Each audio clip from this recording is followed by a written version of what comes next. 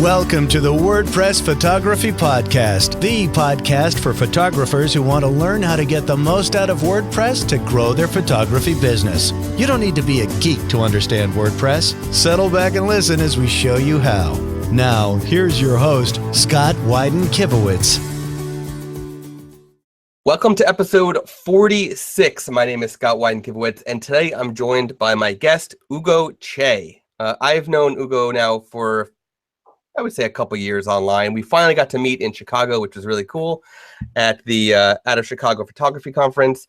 Ugo is a landscape and travel photographer from Italy, and besides taking photos for himself, he loves helping photography enthusiasts sharpen their skills so that they can take amazing photographs. He does so in various ways through his website, which contains a collection of resources ranging from tips and techniques to use in the field to post-processing tutorials, stories about how to get the best shots in some of the most sought-after travel destinations. And in recent years, he has also started leading photo tours in some of these destinations, including, and I might say these wrong, or at least the first one wrong, but Cinque Terre. Did I get that right? Kind of. All right. Correct pronunciation would be Cinque Terre. So I was way off. Tuscany and Venice in Italy, the Greek islands, and more recently Oman, which that's a really interesting one. I'd love to hear more about that. In addition to that, he is the co-host of a weekly travel photography podcast, The Traveling Image Makers, that on most weeks feature an interview with an established or upcoming photographer. And I think we're doing one for your podcast at the end of this week, which is kind of cool. So welcome to the podcast. I've been wanting to get you on here for a while, so I'm glad we were finally able to get you on here. Yeah, it's great to be here, and thanks for having me today. It's we've been friends for, as you said, for a few years. We finally got a chance to meet in Chicago at the Out of Chicago conference, and then we said, yeah, we need to do interviews for our respective podcasts, and we finally got down to it. I know you were just moving your house, so yeah. So the podcast was on a hiatus for a little bit. Yeah, it's great, and I mean, everything you said is right. Pronunciation of that place aside, which I know, it's difficult for Americans. But it basically the five lands, because it refers to those five fishermen's villages that are on the coast of Italy, the Ligurian coast, with those colored houses on steep cliffs on the sea. It's very, very picturesque, very photographic places, and I love going there. And I've, as you said, recently started bringing people there. I was there a month ago. Basically, I was there with two customers, showing them those places. It's always great to be there. And so on, and Oman. Nice. I'm going to Oman in a couple of months.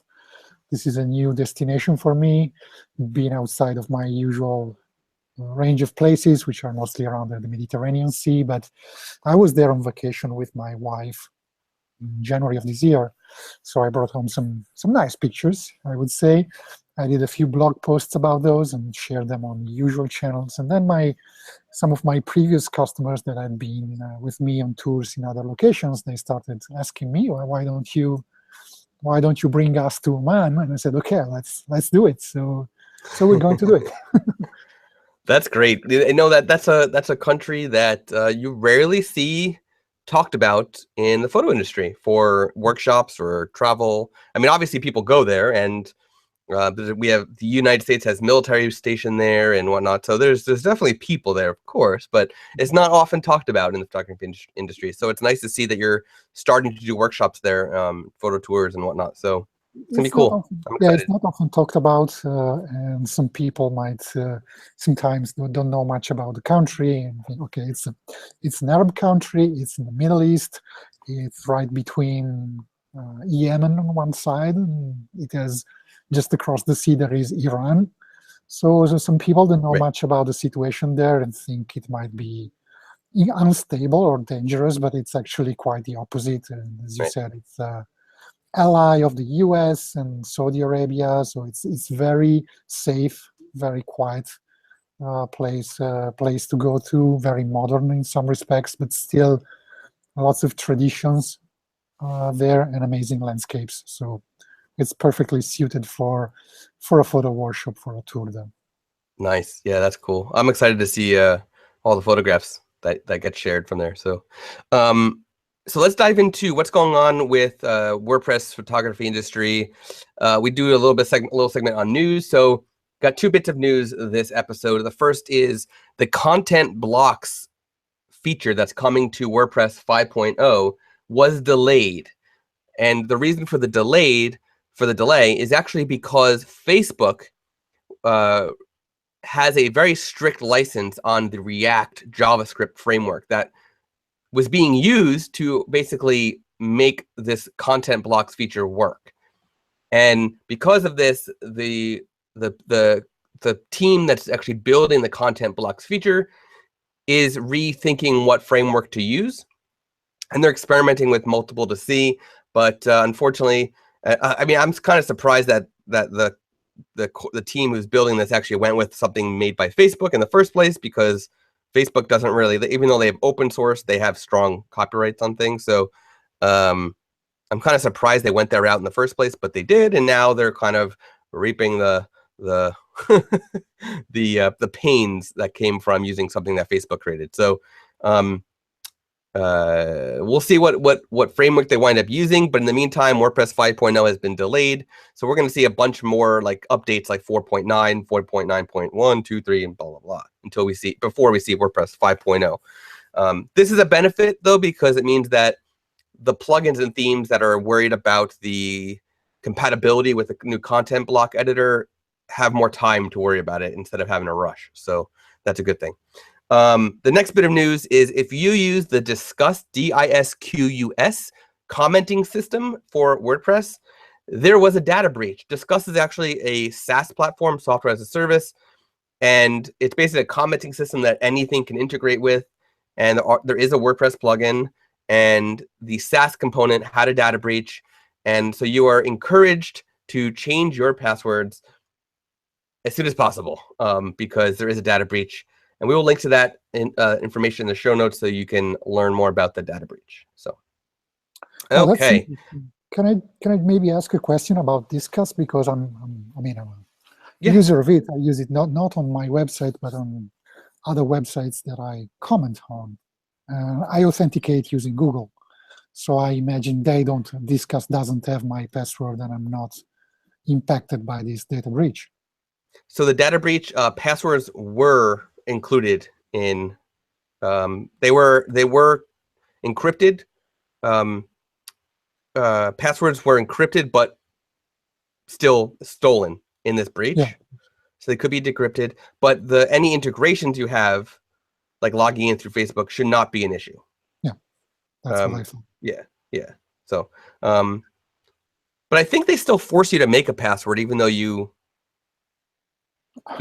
connect through Facebook. So I mean, I would still log in and check. I can't remember, because it was, created my account there a long time ago, and then every time I go there, I log in via Google. Okay. So they might have one of my old passwords there. I'm not sure. Might have to change it. Yeah. So no matter how you create your Disqus account, for anybody listening, I would definitely recommend just reading the article and then logging in and seeing if you need to change anything. So if you use one password is going to warn you that there was a breach, and then you should change your password as well. Okay, so tell me what's new with you as far, besides from Oman. What else do you have going on? Well, I've got recently been to Thailand, if you want to talk about travel. My first time in Thailand there. Great country. It was everything that I expected and then more, especially from a photographic perspective. It has a little bit of everything, because it has cities like Bangkok, which are just a boon for street photographers. I was just walking around Chinatown there at night with all those stalls and cars selling food and the people on the street. It was crazy. So much fun. It has a lot of history because it has those ancient temples with Buddha statues everywhere. That's, again, great subjects for photography. It has nature, it has wildlife like elephants and so on. It has amazing beaches and great people there. So great food. Also, food is a great subject for travel photography. So what's not to like? Yeah. I published a series of articles on my website about Thailand. 3 episodes so far. I still need to find the time to finish it. It will be probably a couple episodes more. So that's one thing. What else? I'm trying to write a book about travel photography, which is something that is I work on when I don't have much to do, which means almost never. So, Is this gonna be a print book or a digital book? I would love to do a print book. I have several ebooks on my site, but they're just small ebooks that are about specific locations, just like Venice or the Cinque Terre that we mentioned before.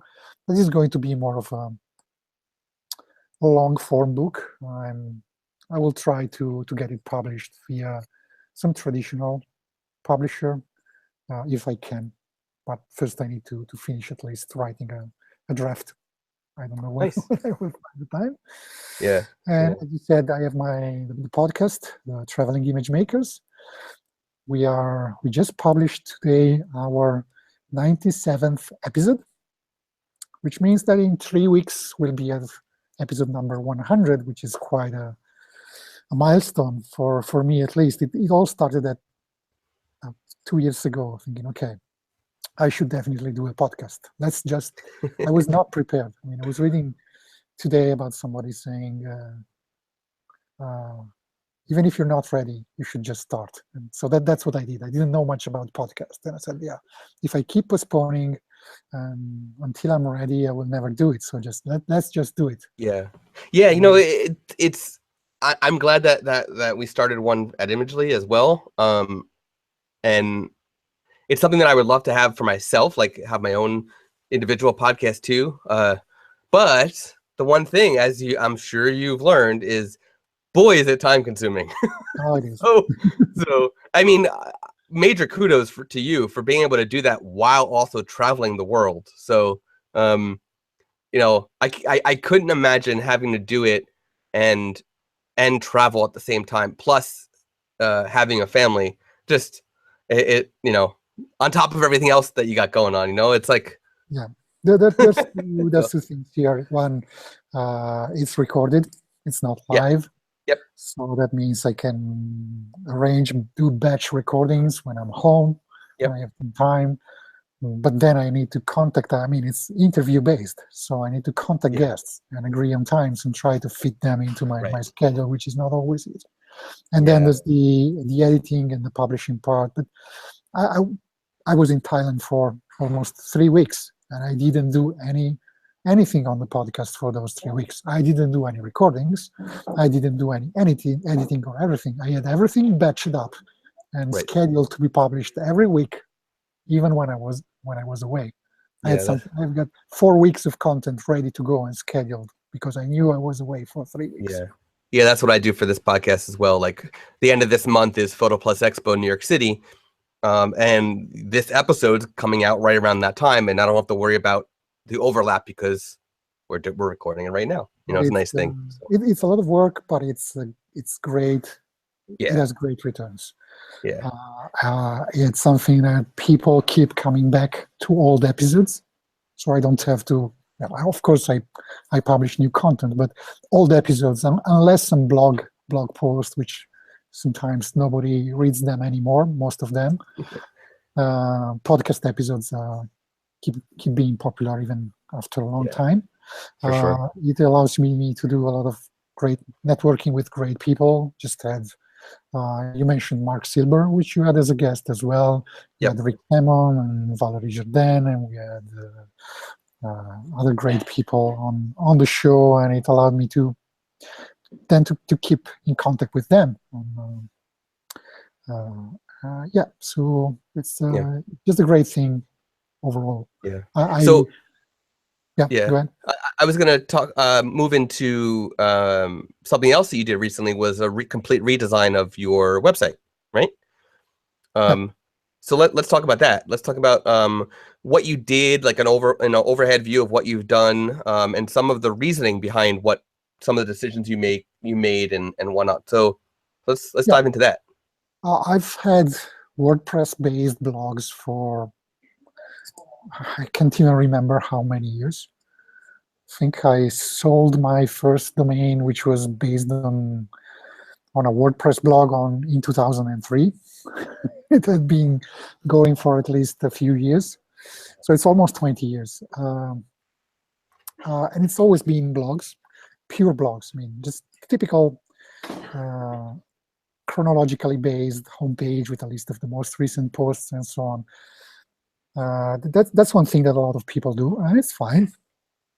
As photographers, what many other photographers do is having a portfolio site, galleries, right, which sometimes integrates into the blog and so on. They might be on the same platform. There's a lot of people who have a WordPress or, I don't know, Squarespace blog or Blogger, and they have their WordPress, their portfolio on SmugMug or Zenfolio or something like that, which more or less integrates with it. I was a bit, we started thinking that tends to be, I wanted to get more, I wanted to do more with my website. I wanted to turn my website into just a collection of stories, podcast, blogs, into more of a collection of resources with a certain organization. Because I wanted, as you said at the beginning, my mission, so to speak, is to spread knowledge. I mean, I love teaching. I do a lot of teaching, even not about photography, for instance. So I don't think a chronological blog is the best format to do that. I wanted to have a collection of learning resources, tips, techniques, tutorials, series of tutorials, and so on. So I wanted that kind of organization, where content would be easily browsable and findable, and chronological just doesn't cut it. So let's say this is still an work in progress. Remove the list of latest blog posts from the homepage and created a series of well-defined sections, which might be the learning resources and travel stories, which is another important part, and podcast, and then photo tours. They're all very prominently presented in the homepage. So a lot, and then still the blog. I mean, it's still there. It's still where most of the content is based on. Is still blog posts. Travel stories are still blog posts. Right. So yeah, and it's still a work in progress. Still have to find the best way to present everything in the homepage without making it overwhelming, not having too much stuff in the homepage, but not at the same time not having stuff that is so hidden that people will not be able to find it. There's a certain tension there. It's something. So I'm refining my homepage. Yeah, and that's something that you're probably going to wind up testing for a long time of what is working, what's not working.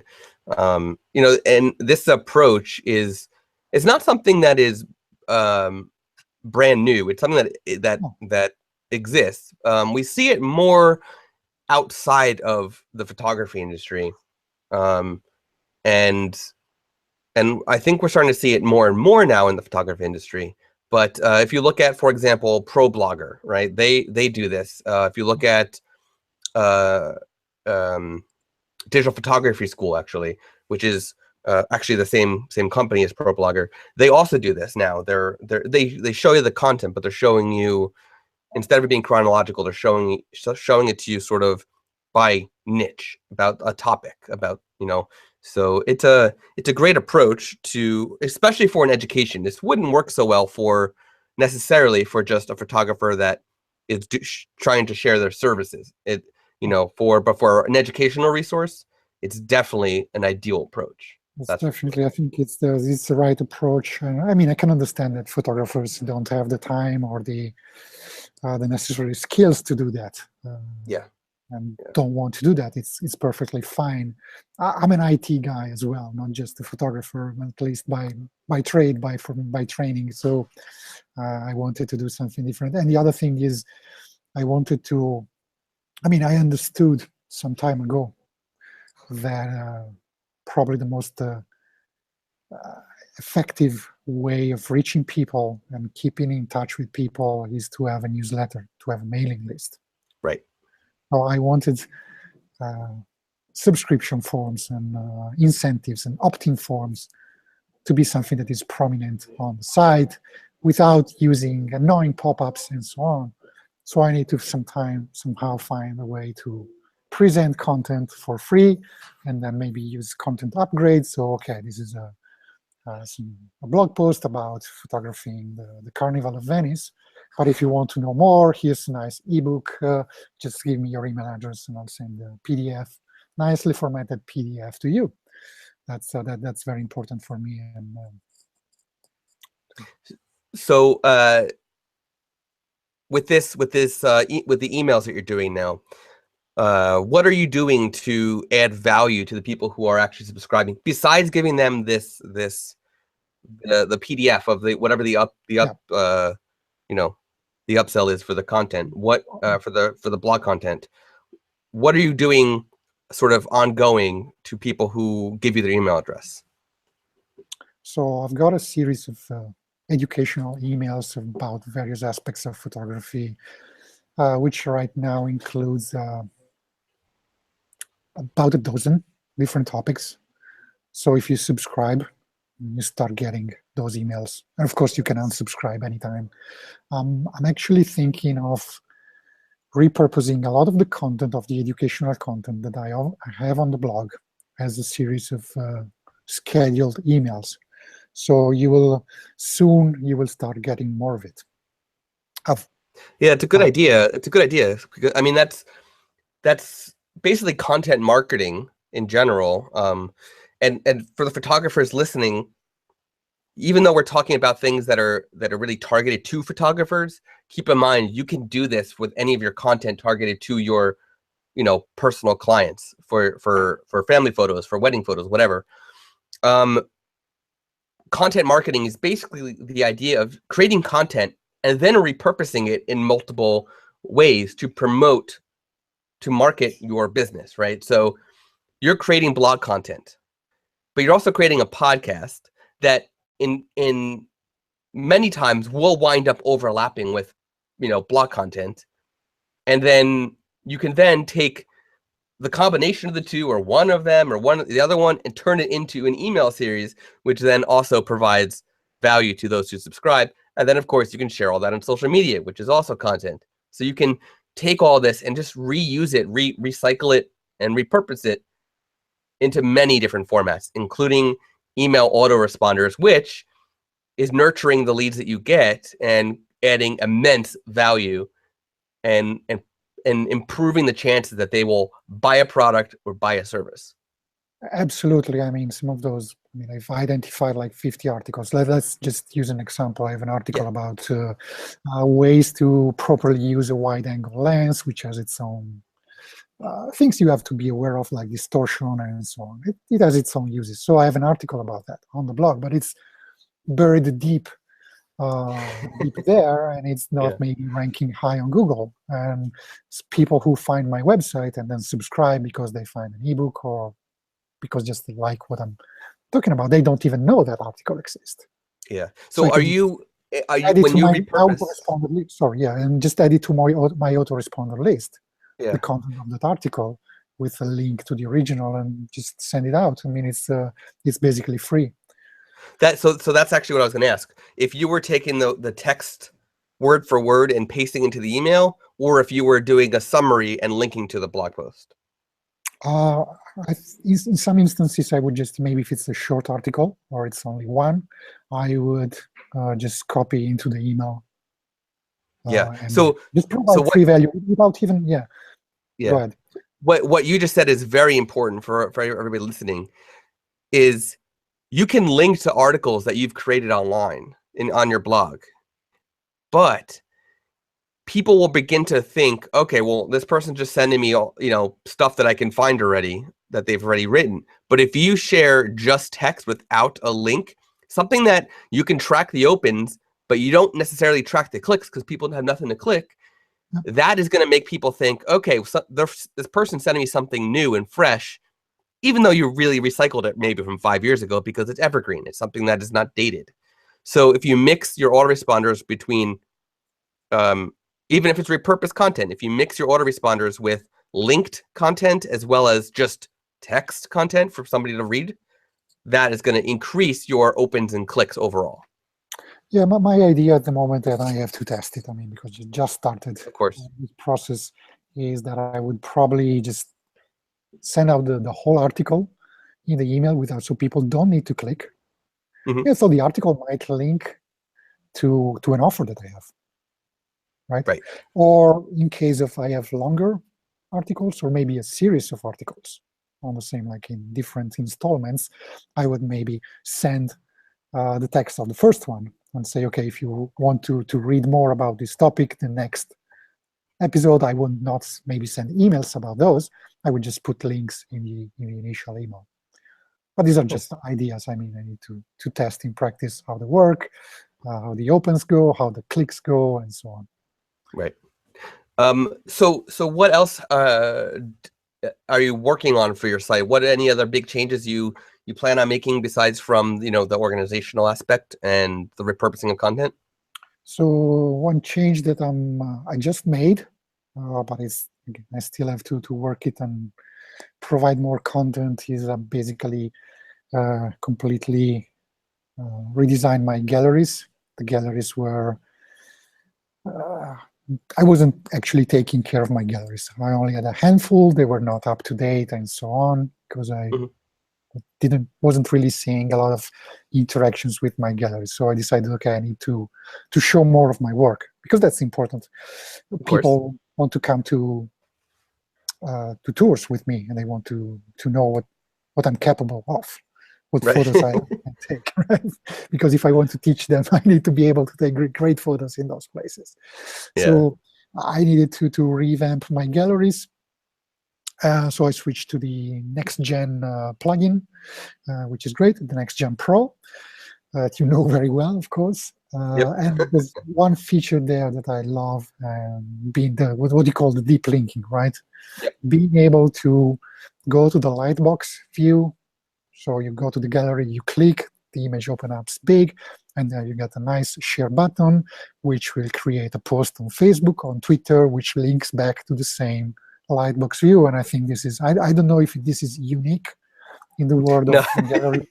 But, yeah, it's not unique, but yeah, that was important for us to include in it. And I'm going to use it more and more for sharing my work on social media, because I don't want my photos to be on Facebook and there. I want my photos to be shown on Facebook, but then when people click on the photo, they go back to my site, and they have the whole gallery and they can browse. There's one thing that I would love, if it would be possible to have it as a feature in maybe the next version of the NextGen plugin, is to have each photo be possible to link maybe to a page, or to have something more than just a simple caption or description of the photo. I have some pages where I describe how I took photo, the story behind it, or how I processed it. Maybe there is a little post-processing tutorial. Would be nice if people were able to browse the gallery and then see, okay, you want to know how this was taken, click here and go to a page where you get that. So you can do this if you want. You could add in your description, you could actually add a link, and we will actually parse the link appropriately. So you can add text in the description with a link, and it'll work. I'll take advantage of that then. Yeah. That's great. It's nice to see the changes, and I'm excited to see what else you do with the website. It's fun to see and so we're going to link to an article where you go through the redesign thought process and what your changes you're making. And what's really cool is to see screenshots of historically of what the site looked like and where it, where it started and where it has become. Yeah. So that's fun to see. So if you want to see the progression of his website, it's ucphoto.me. We'll link to the actual blog post in the show notes, so you can check out the show notes to find that. Okay, so let's dive into your recommended WordPress plugins. I know you have 2 that you're recommending. So can you talk about the 2 plugins that you recommend? Okay, one that I definitely recommend, because you mentioned the podcast. Actually, I have 2 podcasts at the moment. One is the Traveling Image Makers, which is the long-established 97 episodes already published. We do it every week. It has a little bit of polished production with intros and outros and everything. Then I have this other podcast on my site, my personal site, Ugo Cei Photography, which is more of a casual random. I publish whenever I have something in my mind that I want to talk about it. Do a recording and edit it and put it out. But for both of those, I use the Smart Podcast Player plugin by Pat Flynn, I believe. Yep. Who made that plugin. It's just a very nice plugin, very good looking, very usable interface. Where you can just simple shortcut, add that to your site. It just looks great on all platforms. So that's if you want to start a podcast, I would definitely recommend looking into Smart Podcast Player. Awesome. I'll link to that as well. Yep. The other one that I'm using, I'm not really in the position to actually recommend it, but we do marketing through our websites. Marketing sometimes means doing ads and remarketing or retargeting people through those little Facebook plugins that track visitors and allow you to target Facebook ads to them. And I struggled for a while with putting and managing the Facebook pixel on my pages and so on. I recently started using Pixel Caffeine, which is a nifty little plugin. And it does everything that I need to do. It does probably even more that I need to do. I don't understand. It does a lot. It's features I probably will when I do more tracking complex stuff. But it just solved the problem of how to manage my Facebook pixel in the pages. Yeah, so that plugin, we recently did a blog post about it on Imagely, so I'll be sure to link to that blog post, which will also link to how you can download it. It is free, so it's a nice thing for anybody who wants to do Facebook tracking. And I imagine that they're adding more than just Facebook tracking as the plugin progresses. But yeah. So the last thing I want to do is ask if you have a question for the listeners. For anybody listening, please, the question that you're about to hear, please go to either the YouTube video of this episode or go to the show notes, which I will give you the link at the end of this, and just comment with your answer to Ugo's question. So, what's the question? So my question is a question that I have in my autoresponder sequence. One of the first emails I send out is, what are you struggling with?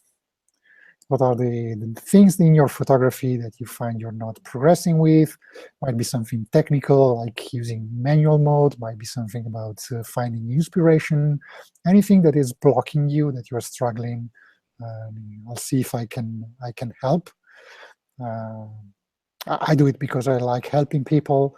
I do it because I like having something to maybe write about. So people have answered that email with something that I hadn't thought of.